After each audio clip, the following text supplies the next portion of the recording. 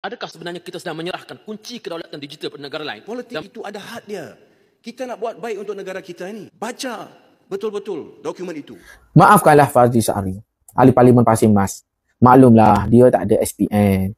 Dan dia tak ada pengalaman berkaitan dengan perjanjian pelaburan. Sama ada dia sebagai Ahli Parlimen maupun sebagai Ketua Pemuda PAS satu ketika dahulu. Dan dia tidak terlibat dalam apa-apa perjanjian pun.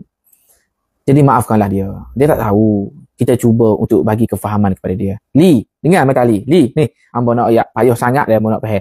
Walaupun berkali-kali menteri dah jelaskan. Sehingga ada sesi khas penerangan daripada Tengku Zafrul.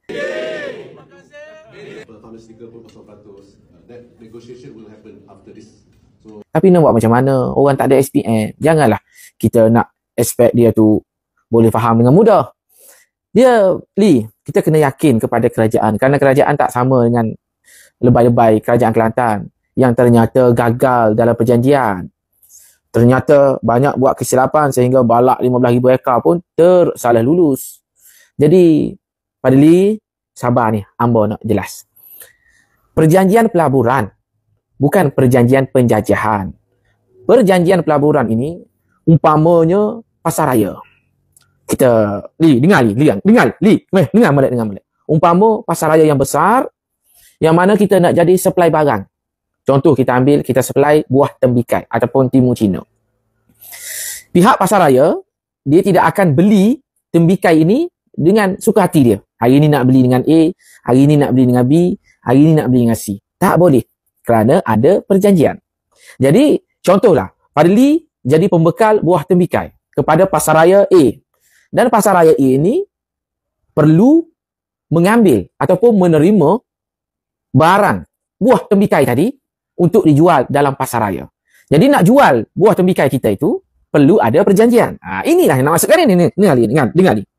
Jadi Fadli sebagai pembekal buah tembikai, bila tanda tangan perjanjian dengan pihak pasaraya perlu beli buah tembikai ini dan tak boleh beli dengan orang lain.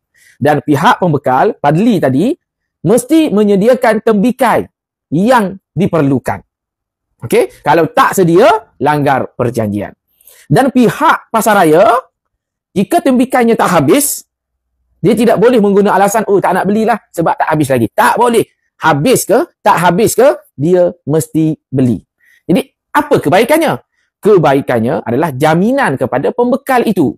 Fadli sebagai pembekal tembikai, ada jaminan untuk pihak pasaraya sentiasa beli barang dia, dan pihak pasaraya ada jaminan dari segi kuantiti ataupun keperluan yang dia inginkan. Jadi, masing-masing ada keuntungan. Pihak Fadli ni kecil je. Dia hanya tembikai saja. Sedangkan pasaraya tu ada macam-macam. Tembikai ada mangga, ada nanas, ada anggur, ada macam-macam buah ada. Pasaraya itu diumpamakan sebagai Amerika Syarikat. Fadli Sa'ari itu diumpamakan sebagai pembekal. Pembekal ini kecil je. Tapi pihak pasaraya yang besar itu wajib ikut perjanjian walaupun Fadli Sa'ari itu kecil orangnya. Jadi dua-dua ada kelebihan. Dia jaga kita, kita jaga dia. Tambahan pula, Amerika Syarikat ini sedang berperang dengan tarif. Jadi, bila kita dah menandatangani perjanjian pelaburan ini, Amerika Syarikat tak boleh nak suka-suka hati dia. Dan kita pun tak boleh nak suka-suka hati kita.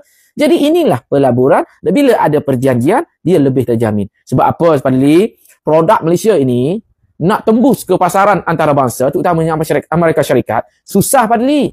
Oleh kerana ada perjanjian, terjaminlah produk-produk kita ini menembusi Amerika Syarikat. Dan Amerika Syarikat perlu beli produk kita. Bukan belilah. Perlu terima produk kita. Dan kita perlu ikut syarat yang ditetapkan oleh dia. Macam pasaraya tadilah. Walaupun kita kecil, pasaraya itu besar, tidak merugikan kita yang kecil ini. Pasaraya tetap boleh jual, kita tetap boleh supply.